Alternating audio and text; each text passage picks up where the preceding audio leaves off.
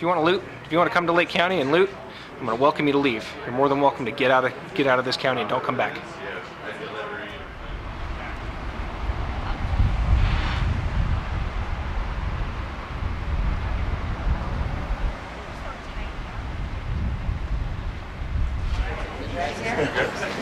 All right, thank you for coming to our briefing today. In the changing of areas, we had a misstep in our logistics, so we will be speaking very loud today so you can hear us.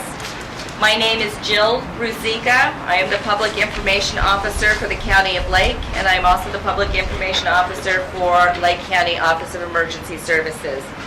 To begin our briefing today, I would like to introduce the Supervisor from District 1, Jim Comstock. Thank you, Jill.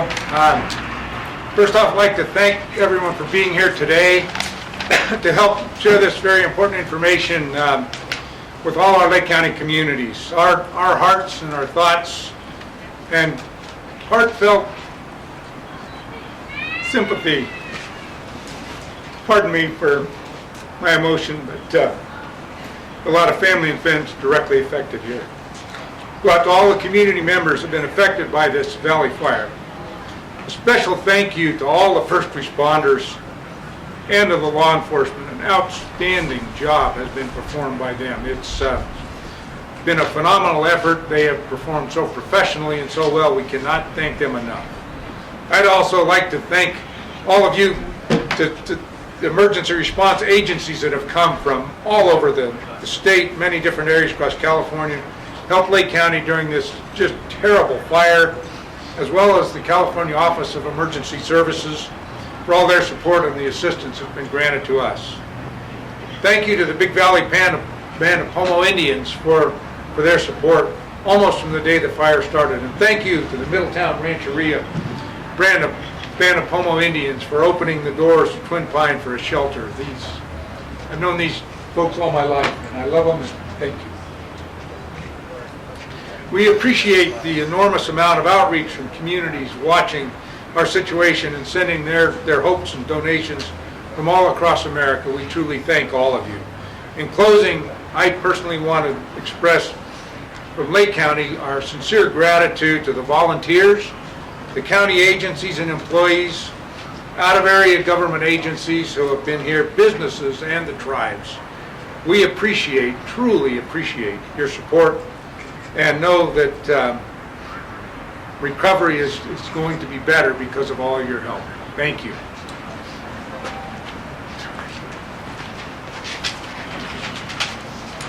Speaking next to talk about the fire behavior is Mike Smith, Battalion Chief and Public Information Officer, and he's the CAL FIRE Public Information Officer from CAL FIRE Incident Management Team 3.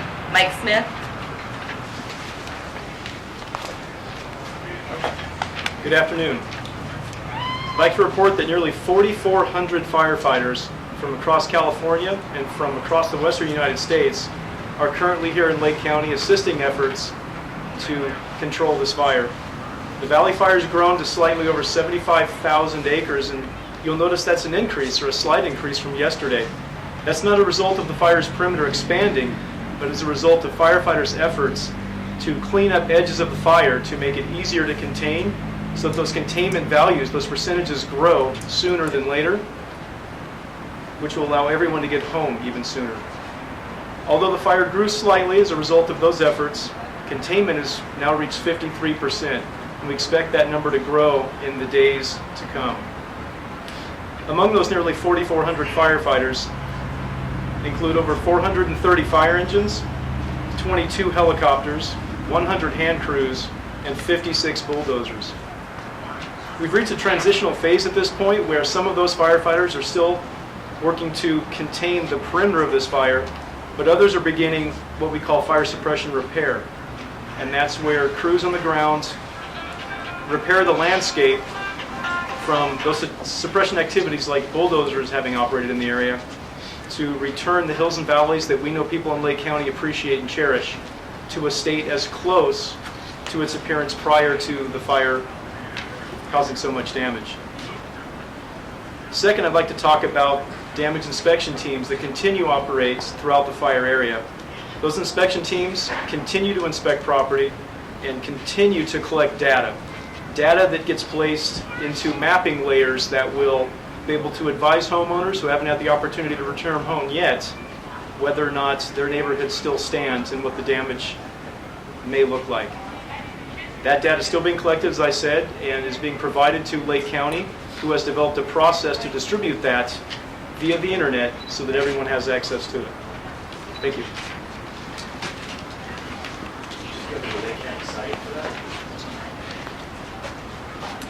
Next up, I'd like to introduce the Lake County Sheriff, Brian Martin.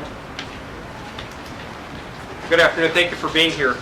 8 days ago, we were met with chaos, fear, confusion, and all of our lives have been changed. I haven't ran into a person in Lake County who doesn't know somebody who's lost a home, and most people know several people who have lost homes. We're at the point now where it's time to start the recovery process. We've been working hard to get a sense of normalcy returned, and for some, there will never be a normal. But for others, we're able to rebuild, get back to our homes, and with thousands of people being displaced, today was a very momentous moment. We were able to open up the Highway 29, and allow thousands of residents to return home to Hidden Valley Lake, Middletown, Murphy Springs, Lower Lake, and several other areas. For some, it's going to be a lot longer. It's going to be several days, many days, perhaps weeks before people are allowed to return home in some of these areas. There are still hazard trees. There's road debris, problems with hazardous materials in homes on Cobb Mountain, and it's going to be quite a long effort. This is not a problem that we're going to get over in a week or any short length of time. So I ask that you please, if you're impacted by the fire, please bear with us and understand that we're working as fast as we can to get you home as safely as possible. I'd also ask that those of you in the community, if you're able to offer any kind of assistance, whether it's a shoulder to cry on, or if it's a home in your room, if you can reach out and help people that have been displaced, that's what we need in this time for our community. With the repopulation, there comes a lot of issues with traffic and congestion. We're returning to normal. In addition to the normal traffic that we have here in Lake County, as the CAL FIRE chief said, we have thousands of firefighter crews working in the area. We also have well over 1,000 utility workers between AT&T, the various gas companies, PG&E, the cable companies, and others, private contractors traveling our roads. So I encourage you to drive safely, slow down, and make sure we don't hurt anybody that's out here trying to help us get things back to normal. We are continuing our patrols of the evacuated areas, and I have deputies that take it very personally when people loot their communities, when people prey on their friends and their families, and they're very ambitious in their patrols in trying to catch these looters. I've said before, and I'll say it again, and I'll keep doing it, I'm going to publicize very detailed information about people that are caught looting. And I hope the message gets out that if we catch you, you're not going to be welcome in very many places in Lake County. I've also been asked to deliver a message from the public health officer. She was not able to make it down as she got tasked with some other important work in Lakeport. And the message from the public health officer is there's going to be several things that come about as this progresses. She would like a reminder to go out to remain hydrated. There's plenty of available bottled water to drink. Be mindful that some of the water systems up here have been compromised and damaged during the fires, and in a lot of cases the water may not be safe to drink, but you should have no problem finding plenty of available bottled water throughout the area at various distribution points, at the local assistance center here, and at the churches. Be aware that when you return to your homes, you might encounter household hazardous waste. That includes paint, cleaning chemicals, things in the garage, household cleaners. You might encounter hot ashes, nails sticking up from debris. So we want people to be very careful. If you have children or pets, be very mindful when you're walking around these areas that they are dangerous. You will see signs posted around the area, just as gentle reminders to people that this is not as safe as it was. There are still many areas that are dangerous, and we don't want anybody to get injured. We don't want people to make it through the fire unscathed and then come back and get injured. The burned debris contains a lot of hazardous chemicals. There's asbestos that can be airborne if it's disturbed. there are heavy metals, and if you're going to wander about the areas or look through the areas and try to sift through and try to find some of your valuables, be sure that you're properly dressed. There's personal protective equipment available, including dust masks available at distribution points, rubber gloves, and make sure we wear shoes and protect ourselves while we're doing that. There are many hazard trees that have been identified in the area. And these are trees that have been damaged by the fires and that have the potential of falling down without any notice. Be mindful of those. There are many tree removal crews working hard in the area, but again, we're back in a dangerous area, so be mindful that if there are trees that have been burnt and damaged by the fire, those pose possible risks. The public health officer reports that air quality, despite the fires, is in the good range. One of the things Lake County can be proud of is that we have the cleanest air in the country. We have for the last couple of years. Even with these fires going on, as of today, and that could change at any time, but the air quality is still in the good range. As a reminder, I just want to close by saying, please be careful. Please be careful and cautious. There's no need to rush around and cause any more injuries. And welcome home to those of you that are able to come home, and those of you that are still displaced. We are working to get you home as soon as we can. Thank you. Next up is Jennifer Fitz. She's the Lake County Deputy Director for the Department of Social Services, and she is here running and managing the Local Assistance Center here in Middletown. Good afternoon, everyone. My name is Jennifer Fitz. I'm Deputy Social Services Director and by default the Local Assistance Center Manager. The Local Assistance Center is made up at this point of more than 30 county, state, and community-based organizations. We are here to help anyone who has been a victim of fire.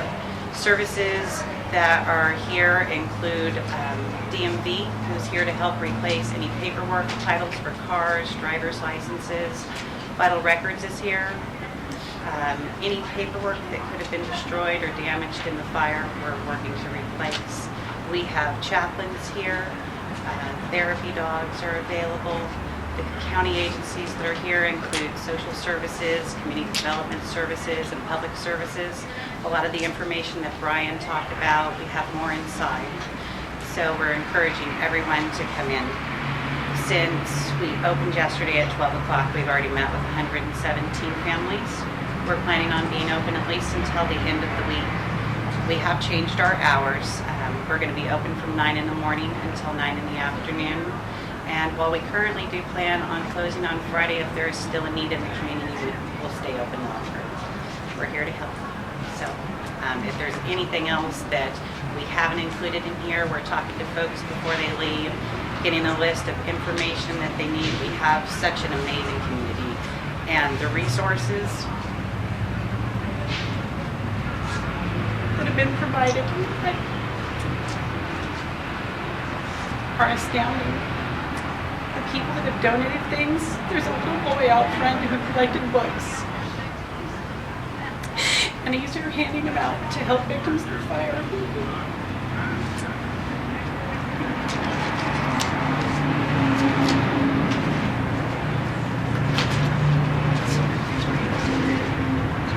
Before I introduce the last speaker of today, I do want you all to know that she is representing a state agency. In fact, she's representing Governor Brown.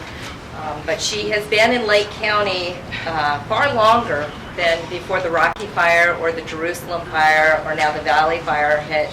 I had the pleasure in early summer of taking her out on the lake to see what Clear Lake is like. And so when I introduce her and she talks to you, I want you to know that she's not just talking to you as a representative from the state and a representative of Governor Brown, but that she is someone who has actually been here in our community long before these fires started, getting to know us. And when she speaks to you, she will speak to you with passion for Lake County and for the residents of Lake County. So it is my pleasure to introduce Jody Travisero. She's the Coastal Regional Administrator for the California's Governor's Office of Emergency Services.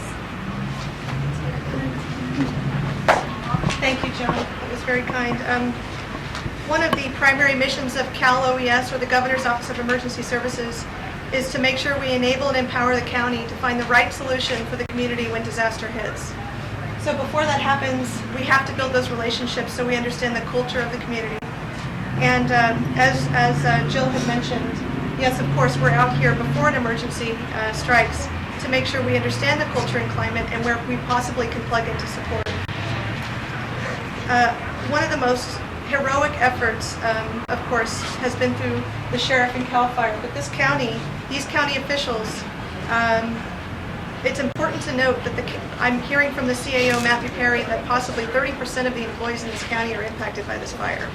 So while they are running the county and running this operation, they're also impacted. They're trying to find out if their houses are damaged or destroyed.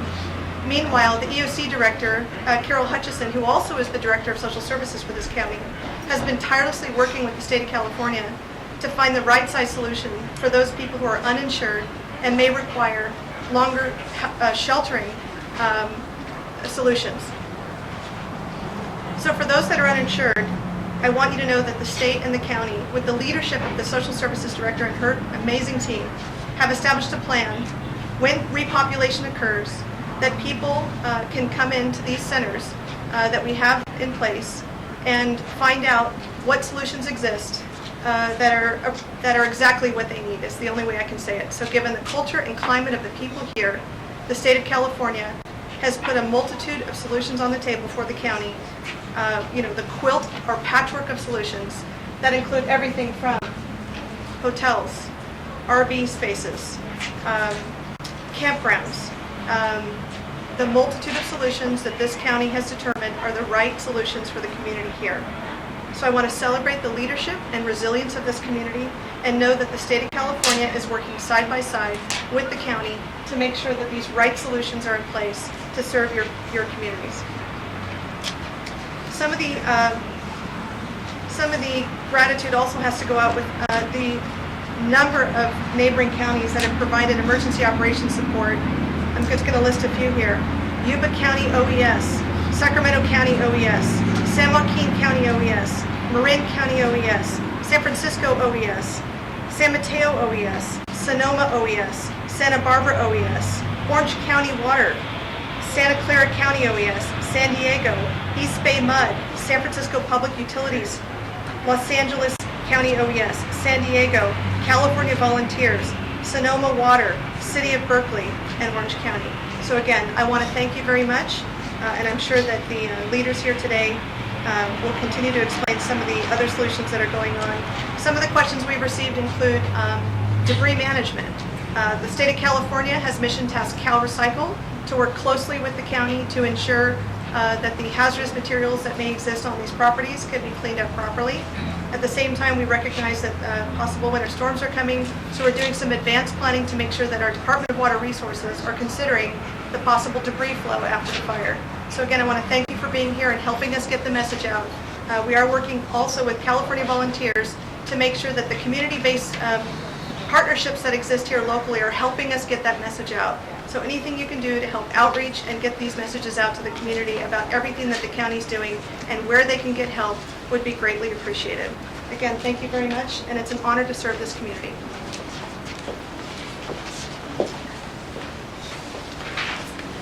Before we open up for questions, there are a few things that as a public information officer I would like to say, and we are working incredibly hard to get accurate information out as quickly as possible. There are so many different pieces to this puzzle, and one of the things that we have been working on for a few days is getting our own local call center. I'd like to give a shout out to Sonoma 211 Sonoma County. They have been working on us with a variety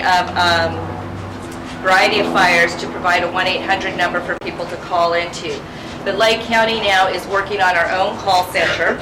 There are a lot of moving parts to it, and a lot of technology has to be set up before we can go live. And we are hoping to have it up and running by today, if not by tomorrow. We're very thankful. It will be staffed by the Coast Guard Auxiliary, and they will be there to help answer any questions that you may have or to help you find resources to begin recovering from this event. In addition, we have the local assistance center here that you can come to for information. We will release the call center phone number as soon as it's available, but in the meantime, we continue to encourage you to go to www.lakecountylAC.com. Again, that website address is lakecounty@lac.com. And we are beginning to upload the damage assessment maps, so you will be able to find those on that website as well. We have a variety of people here with us today, including Moke Simon from the Tribal Chair of the Middletown Rancheria of Como Indians, Scott DeLeon of the Lake County Public Works, Bill Davidson, he's the Lake County Animal Control Care and Control Director. We have Trevin Riggin, he is the CEO of the Northern California region of the Red Cross. Matt Perry, the Lake County Administrative Officer. We have the new superintendent of the Middletown Schools. So if you should have any questions for these people as well as our speakers, we'll go ahead and take those now. And so if you could please state your name and the agency that you're from. Thank you, Jill.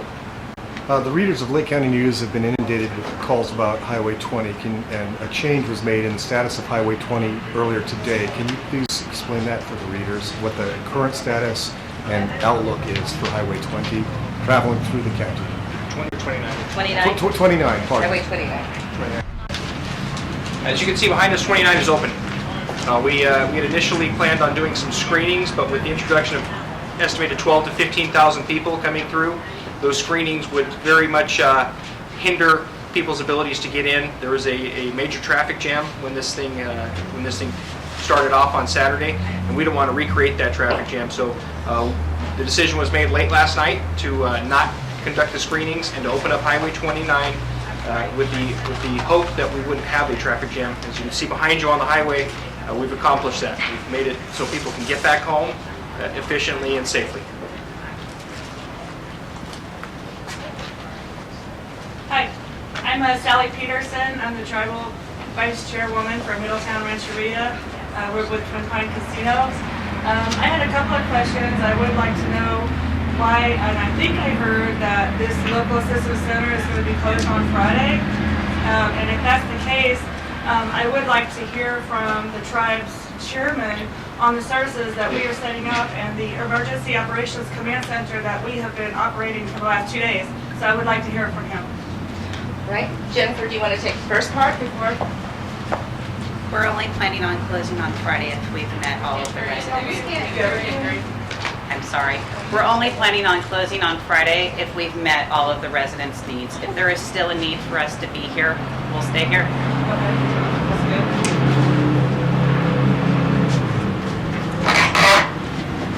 good. Good question, Sally. Jose Simon, also known as Moke, to all the locals. We have set up a incident command post at our tribal casino involving the entire community, not just the tribe. I am going to be asking Sheriff Martin and Jim Comstock if they can attend those meetings. We meet at 9 a.m. and in the morning to kind of do some debriefing set up for the day, and also at 7 p.m. at night to see what we've accomplished. There's a lot of moving parts to this thing.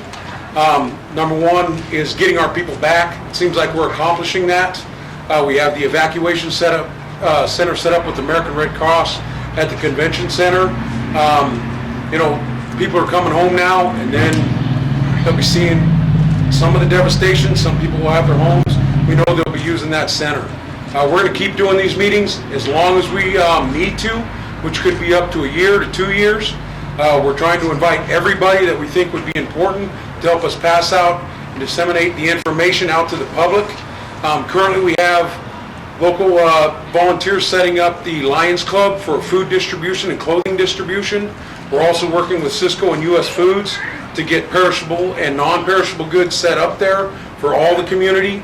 We're also working with some of our tribal neighbors to hopefully get some extra security out on the reservation and other things to help as people are just being let back into the community. Any public relations we have set up through our marketing director, Kyle Lewis, and we'll be doing press releases and other things from there. But I do also want to thank from the tribal chairman and the Middletown Rancheria, Brian Martin, for all his diligent work, CAL FIRE, everything that they have done. They've been great to work with, information-wise, PG&E, AT&T, everybody that has been here on the ground. We've been here since fire. We didn't leave. Myself, some others. Carlos Negretti, our representative, is the head of the Calliope Water District, or at least the president. We work diligently on Sunday and Monday to get the water back up and running with the help of John Hamner, Augie, and Frank, who worked that. So those are all very important things. The tribe is here to support the community as long as possible. We've been here for thousands of years.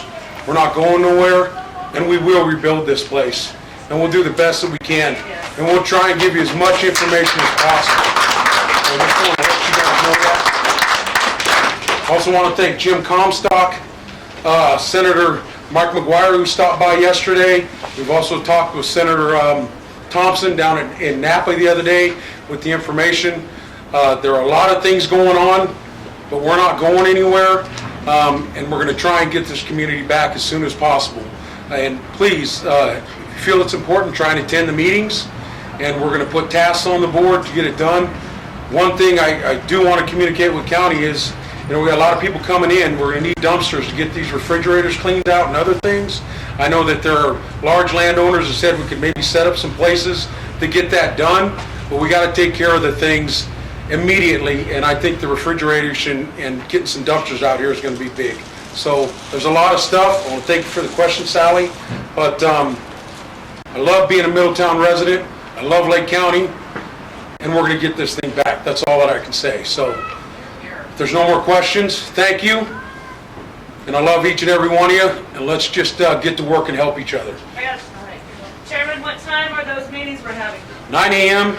and 7 p.m. So kind of start the day off and assign tasks. At 7 p.m. hopefully we can mark some off the list and add other ones that need to be done. So thank you. We're at the Twin Pine Casino right now.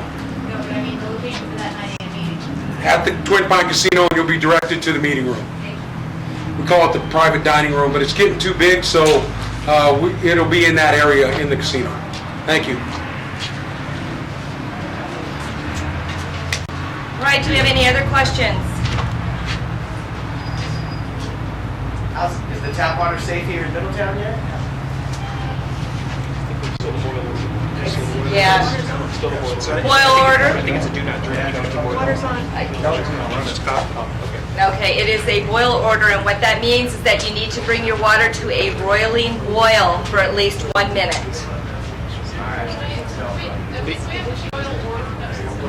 Water notice, but my house, I don't have power, and then CAL FIRE came through and turned off all the propane, so I have no way of boiling water.